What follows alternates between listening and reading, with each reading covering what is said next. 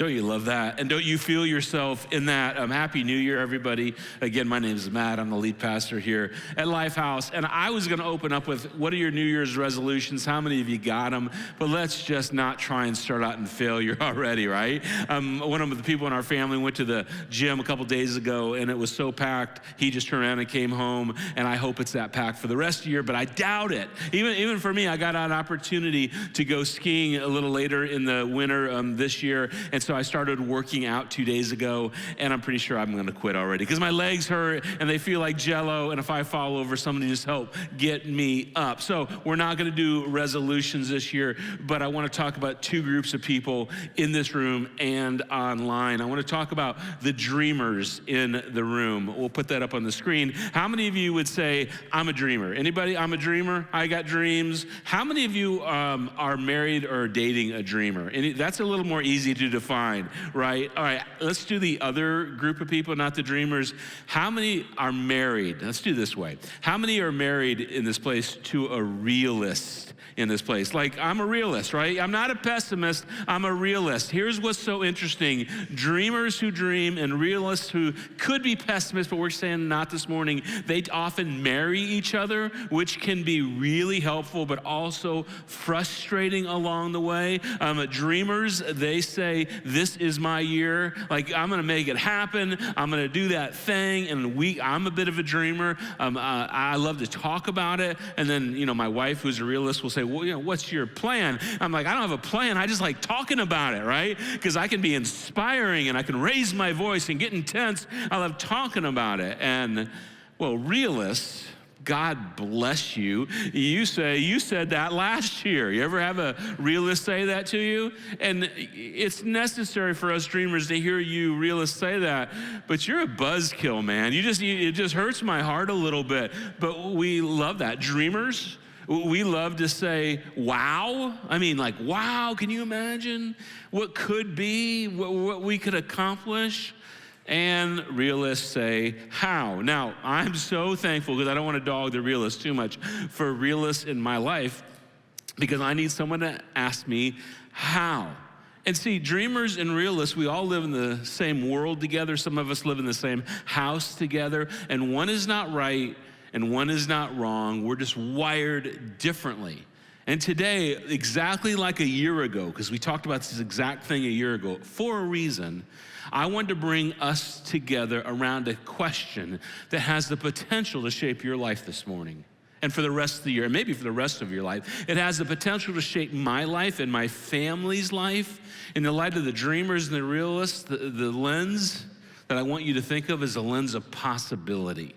Now, if you're a realist, you got a lot of questions just around the idea of possibility. Well, how do we make it happen? What's the plan? How much is it gonna cost? And I want you to hold for a minute on all of those questions. I'm gonna push you on this a little bit for the realists in the room, because I don't want you to be pessimistic in your life. Not just about other people, not just about our country, not just about our world, but I don't want you to be pessimistic about you, because I want you to get invited to the table of people that want to spend time with you. And if you have kids, someday they'll be adult kids, and your adult kids want to be around people that believe in the realm of possibility. And if you're a dreamer around the world of possibility, I want you to have some thoughts and plans, so as a dreamer, you and I don't live in the land of illusion. I want for dreamers and realists to believe about possibility, that possibility fuels the potential for a better future, a better year, a better 2026. And I just gotta get ahead of this. This is not about, let me come up with some more resolutions or even goals. Those are all good. If you have those, I'm all for you having it. I want you to think about the possibility in another direction, about a better future, preferred future, around your business, around breakthroughs in your family. Maybe if you live in the world of science, some science breakthroughs. Because all those things can be traced back to, I believe something is possible. And if you don't believe something is possible, the opposite is absolutely true. If you don't believe it's possible, you're correct, because you just won't try it. What you believe about you, and what God can do, and what can people do in your life and around you, if you don't believe it can happen, you'll be correct, because it won't happen. happen for you. And we get to choose whether you're a dreamer or a realist, how we see the world. Again, I'll go back to what I said just a few minutes ago. 19 years ago, we had this dream that we could create a church that unchurched people loved to attend, and people could come out of the shadows, not really attending church or being far from God or not knowing the Bible, and have a relationship with Jesus and grow in their faith. And people said, well, you're crazy. And 19 years later, here we are. Here's another example I've shared with you before around dreamers. It's around the Wright brothers. You know, we're in Ohio, so this makes a lot of sense. Wilbur and Orville, when they set out to figure out a way to fly in the sky, they had no technical training. They were bicycle shop owners.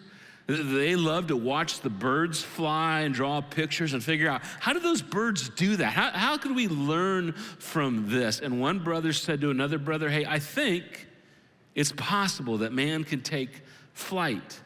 Hey, have you guys ever flown a plane? No, there's no planes. And how do you know it's possible? We just think it's possible. And you can trace the success of the Wright brothers all the way back to the power of possibility in their lives. In this interesting book called The Wright Brothers, it's written that in no way did any of this discourage or deter Wilbur or Orville Wright. The fact they had no training, they were bicycle shop owners, they weren't engineers, any more than the fact that they had no college education, no formal technical training. He goes on. No experiencing working with anyone other than themselves, no friends in high places, no financial backers, no government besides them, and little money of their own. All the things in this modern day age it feels like it takes to get anything off the ground. They had none of that. And the entirely real possibility that at some point, they could be killed. I thought about this last night. Can you imagine them looking at whatever that first craft was they're going to take up in the air that no one had ever done before or tested, and they just jumped on it and flew, 50 feet, 100 feet, 200 feet, however high they went up. I mean, I can't imagine the risk that was involved. At the same time, there was a gentleman named Sam Langley that the government had employed. They gave him $70,000+ which at the time was a fortune, and engineers and backing and technology, and said, make something happen. And backed by the government, I'm not making a statement, and backed by the government, he failed miserably. Why the Wright brothers, with less than $1,000 and the power of possibility, decided, we're gonna make an airplane and we're gonna fly it, and they did. Can you imagine if in that moment when they decided they were gonna try this, if they said, we can't, it won't work, we're just going to be so pessimistic, we're going to give up. We would never go to Florida in the winter. And people, we live in Ohio. We got to get someplace warm once in a while to save our own lives. And this changed their future and your future. And so if you're here and you're a family person, if you're a leader in any way, if you're married, but especially maybe if you're a business person, I want to give you a principle that you should hold on to. If you don't believe in Jesus and God and all those things, I'm really glad you're here and you just want to take something away from today. Here's something for you to take away. That you and we should own a space in the land of possibility. We should own a space in the land of possibility and not be ruled by pessimism, but be defined by what is possible in our lives. Looking back to 2025, think what could be possible in light of 2025, my failures and my successes, in my faith and every other part of my life that God could be involved in, because God said in him all things are possible. That I would own a space in the land of possibility, and I would lease a space. And there's a difference between owning and leasing. I would lease a space in the land of reality. Listen, I'm a leader, I'm a boss, I'm kind of in charge in my own way around here. We have to have budgets and economic plans.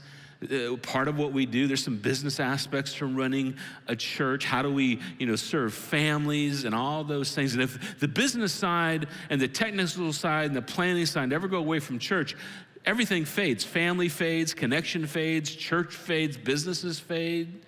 But I just want to lease a space there because I don't want to be totally driven by a billion questions that I can't answer, knowing there's got to be something better in my life and for my life. So here's my question. I asked you this last year, And I had so much response, I wanted to ask you it this year as we go into 2026 together. For you. Not for the person that came with you. Not for your children, your adult children, not for your boss or your dad, for you.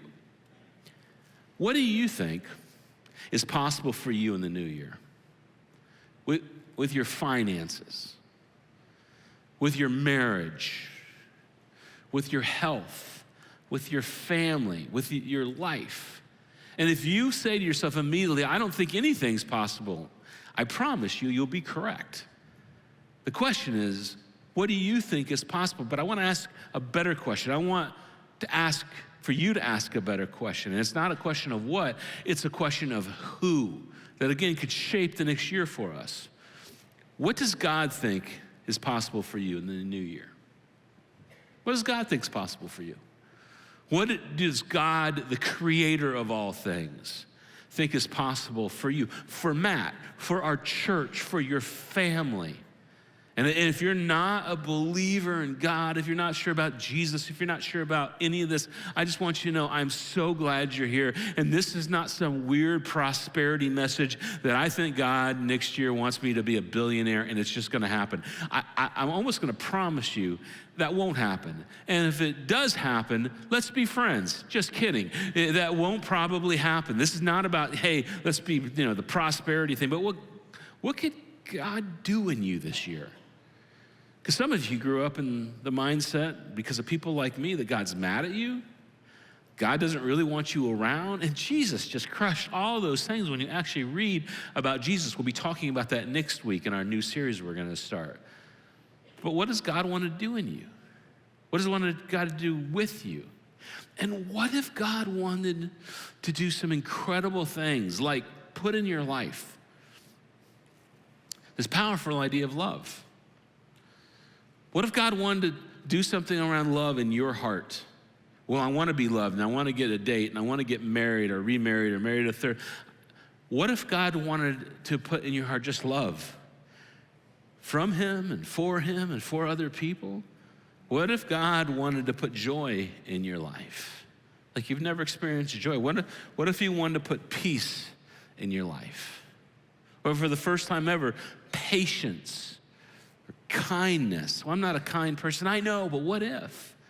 What if goodness would define you in the next 365 days?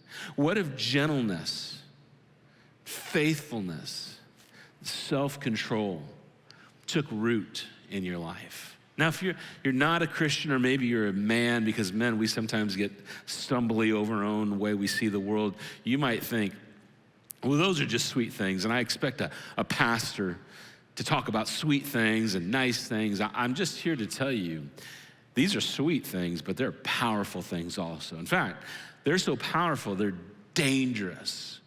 Because every dream that's ever happened around possibility that was worth its own weight in anything came from these words, these heart conditions, these issues. In the end, it was driven by these things. And here's what we know. When God shapes our heart around these things, at least we believe this as Christians, it changes everything. Because when God decides to help me grow in this idea of love, like for my family, yeah, my dad didn't love us very well. I know. But when you're able to love in a way your dad couldn't love, or your family couldn't love, or your ex, it changes the game. And when you can love your family, when you can love your church, and I don't want to pick on you, it's the first Sunday of the year, but some of you have gone from church to church to church to church going, this will be it. This is the one's going to make me happy. And then something happens, then you get disgruntled with the pastor or the parking people or the kids people or the student people or the money thing, whatever it is, and then you just try it again or you quit and you give up. What if God caused a deep love for his body of Christ, as Jesus and Paul put it? What if God helped you love your family that's hard to love in a way that you didn't know was possible? And is it possible that God thinks it's possible for you to love in that way? Same with this word faithfulness. Some of you would say, and I'm not saying this about you, but some of you would say, well, faithfulness is not my thing. The relationships haven't worked out, the marriages. My dad, again, wasn't faithful because so much of what we get is from our parents. What if this year was defined by I care as much about people in my life as I care about myself? I'm faithful to people. I'm showing up. I'm going to be there. I said I would, and I would. What if that could actually be? What if it was self-control? And self-control is not easy for me. What if it was self-control around the addictions you have? What if it was around the appetites that we have, what we put in our bodies, what we eat and what we drink? I mean, literally, for some of you, your best thing you could do for your family, and again, I'm not picking on you, I'm just inviting you to maybe what's better, is to get healthy this year. Because you have some kids that need you around, or some grandkids.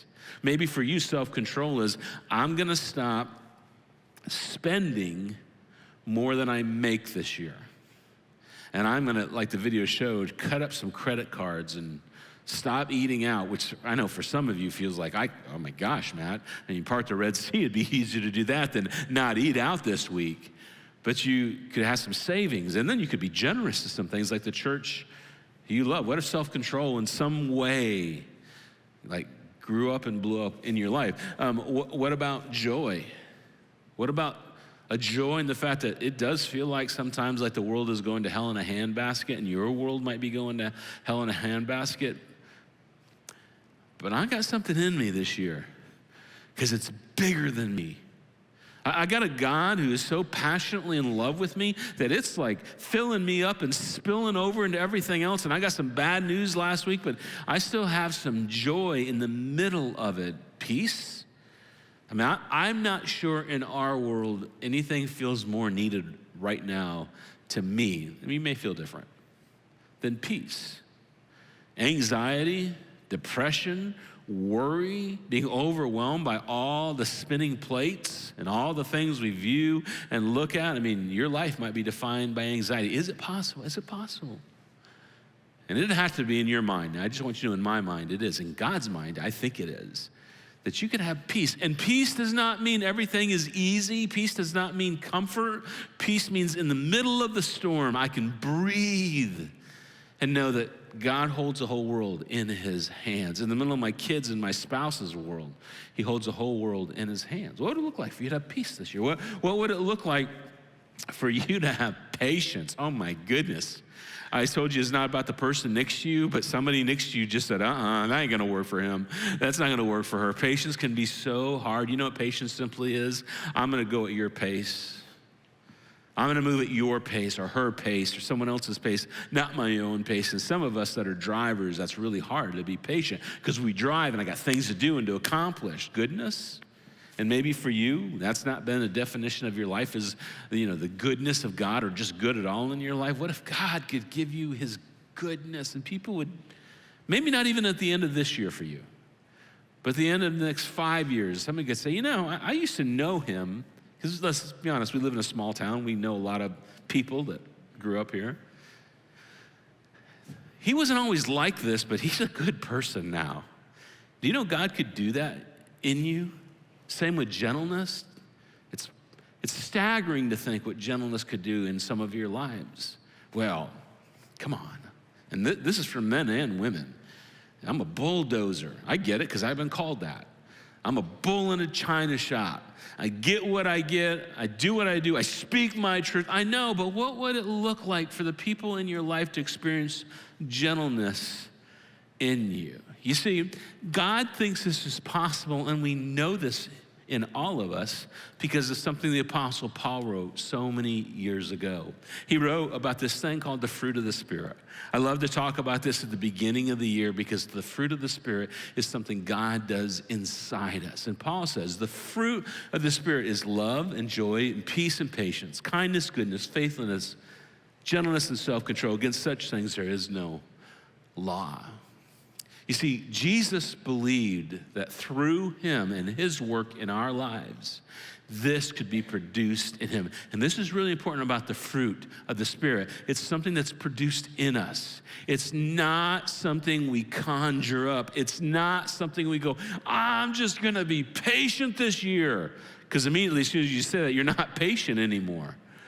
But it's where you open up your life and say, God, okay, I want you to do this, and I'll come back to this thought in a second. Just a little preview. I need you to do this in me, God. I'm gonna be open to it. I need you to do this in me. I'm gonna lean into it. And we join God in what he is doing. It's this idea of abiding in Jesus, connecting to Jesus. And we'll never be perfect in all these things. I just need you to know you'll never be perfect in all these things, but you grow in them and it changes us. And again, it doesn't mean our lives are easy, and it may look on the outside they're not prosperous.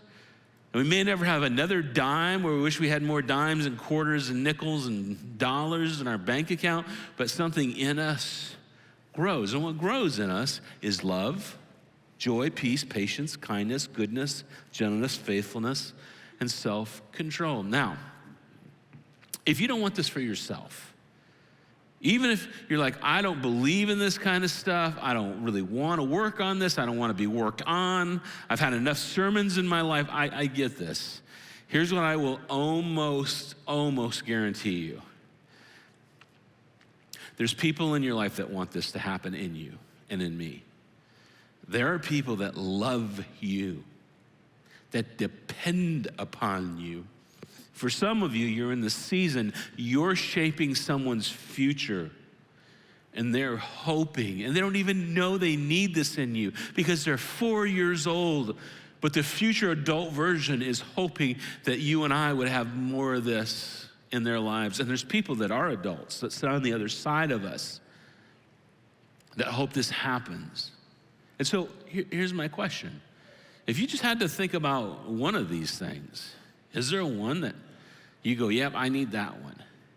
Yeah, that would be really helpful for my family or my career or my relationship with God. Here's my question this first Sunday of January. On our 19th year anniversary as a church, here's my question.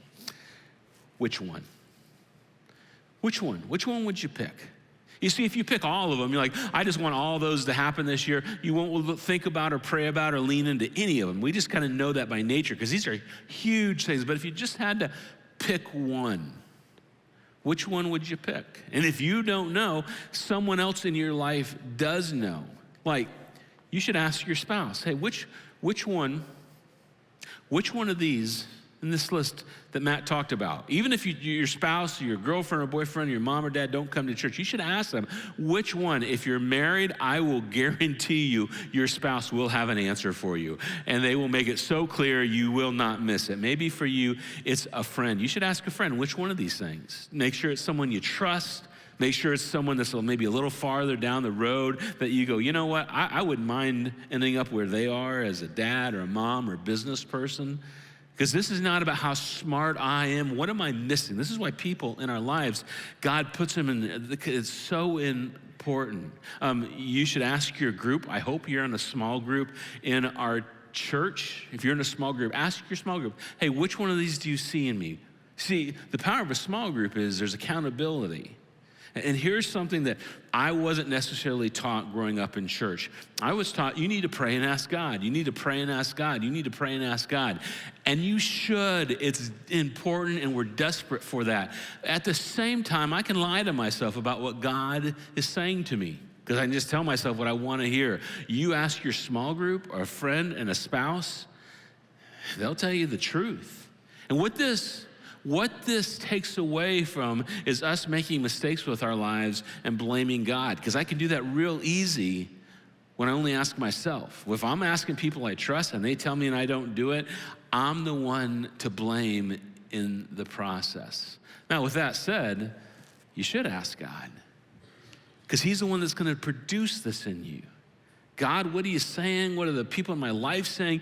Which one should I lean into? And as you do this process, here's just a couple easy steps. Just choose one. And then today, this week, choose one and come back next Sunday. We're starting a brand new series called The Last Kingdom. I'm telling you, it's going to be a helpful, I hope, series for us. And tell God, this is the one I'm choosing. I'm choosing joy, or I'm choosing goodness, or I'm choosing self-control. For the next 365 days, tell someone else, get in a group, just, public service announcement. At the end of this month, we're starting group launch, where we're launching brand new small groups in our church. It's the lifeblood of our church. If you're not in a group, you should consider joining a group at the end of the month. What is your word for this year? Now, when I talk about this stuff, if you're new here, this is what people think. They think, well, Matt probably is not going to choose a word because, for one, he's probably lazy, which I can be. Or he's got it all together, and then you meet me and you know me, like, that guy's got nothing together, which I appreciate you telling me that once in a while. That's wonderful. But I need as much work on my life as you need in your life. And last year I told you that my word for the year was joy, because I just needed joy in light of what I was facing that was coming up. This year, I decided, and I could pick every word like you could, I decided I want my word this year to be peace. And peace is, for me, is hard in some ways. I'm not a real nervous person, but peace is hard because I have expectations of everything and everybody. And when my expectations do not get met, I am not a very peaceful person to be around. And I have a tendency to pull peace out of a room when I'm frustrated or disappointed. And I've just been thinking about this because I could use some more self-control and I could be kinder. But peace, I need some peace in all parts of my life. What's your word? What word would benefit you, the people in your life, and if you're a follower of Jesus, the kingdom of God? Now here is my big caveat in this whole message this morning. As you think about this, and what you want to grow in your life, you and I have to be dependent on Jesus. If you're not a Christian, again, you could just work on it and muster it up. I get it, go do it. I hope it works out for you. If you're a follower of Jesus, we have got to be desperate for Jesus' help. We have to lean in. I'm convinced of this. We have to open our Bibles and spend time with for me, the Prince of Peace, the one who gives peace, the one who calms the storms. I need to exercise it. I need to ask for it. I need to look for it. I need to do all the things to lean towards peace. But ultimately, the person that's going to grow peace in my heart is going to be God. God, I am desperately dependent on you for peace. And whatever your word is, because some of you might be like, I just can't do this, Matt. I know, you can't. My ability to bring peace into a room on my own, I will fail at 100 out of 100 times. But the one who holds the world in his hands has the power to do that in me. And whatever your word is, to do in you. And what brings to mind, and I said this earlier, is this thing the Apostle Paul said, I can do all things through Christ who strengthens me. Can I just say this, because this is a pet peeve, although I did it when I was younger.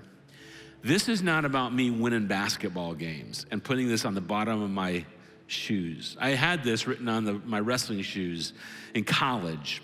And I was a pretty decent athlete in college. And I would pray, I can do all things.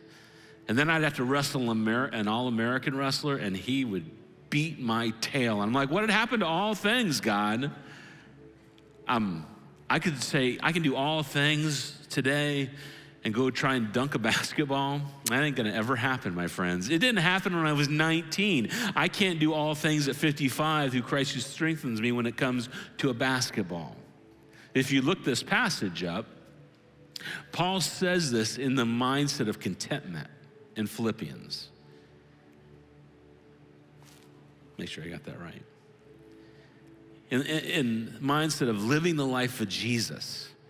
It's not about making more money. It's not about being successful on the basketball court. If you say it, it's fine. I'm not ridiculing you. This is about me having the heart of Jesus. I can do all things through him who strengthens me. In light of that, what does God think is possible for you in the new year? You've got to lean into this. You got to spend some time with Jesus.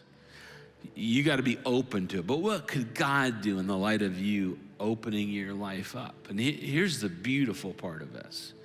The fruit of the Spirit, love and joy and peace, that has never been seen in a greater way than the person of Jesus. Patience, kindness, goodness. Do you know how patient, kind, and good Jesus has been to us? Why in the world would a perfect God give his life on a cross for me? Faithfulness, gentleness, and self-control. Self-control when he was being beaten half to death. He could have called down an army of angels to protect him, and his self-control was overwhelming. I just want some more of this in me. I want some more of this in you. And there's some people in our lives that are hoping more of this will show up because they're counting on us, and they love us, and they're loved by us. So what's your word for 2026? And I said these exact words a year ago. I do not need you to come up to me today, and you probably won't, but I don't need you to come up to me and say, that was so inspiring, Matt. It touched my heart. No, what I need you to do, what I need to do is go, I'm picking a word, I'm gonna lean into it, and I'm gonna ask God to produce that fruit in my life this year and trust him for the rest. And as a church, we'll grow, and more people will be reached, and we'll shine in a dark world because we'll be more like our King, our Savior, our friend, our Jesus. So one last time, what's your word for 2026? I hope you pick one, share it with some trusted people. You don't necessarily, I know you'll be mad at me for saying this, you don't necessarily need to put it on social media. But tell somebody, tell your spouse, tell God, tell your small group, and let's watch God grow something in us that we desperately need this year. I love you guys. And I'm thankful that I get to be a pastor of a church where I can just tell you, I need peace because we're all in it together. Let me pray for you. Heavenly Father, so many of us have been here before where we're just desperate for you to do something in our hearts, in our souls, in our minds. And I pray for the person in the room, they're just not even sure, Jesus, about you. But somewhere inside them, they just know it would be better to have more of this stuff. I pray that you'd walk alongside them and reveal yourself. For those of us that follow you, Jesus, this is it's not a request, it's a command for us to want, desire, and to have more of this in our lives. Help us to be open. Help us to lean towards you. And then, Lord, do what only you can do and grow and produce this in us. Let us abide and be close to you. Thanks for loving us so very much. And Lord, on the days when it feels like all these words are absent from our lives, thank you that you love us anyway. And you're the one that defines what love and joy and peace actually are. It's in your precious name I pray, Lord. Amen.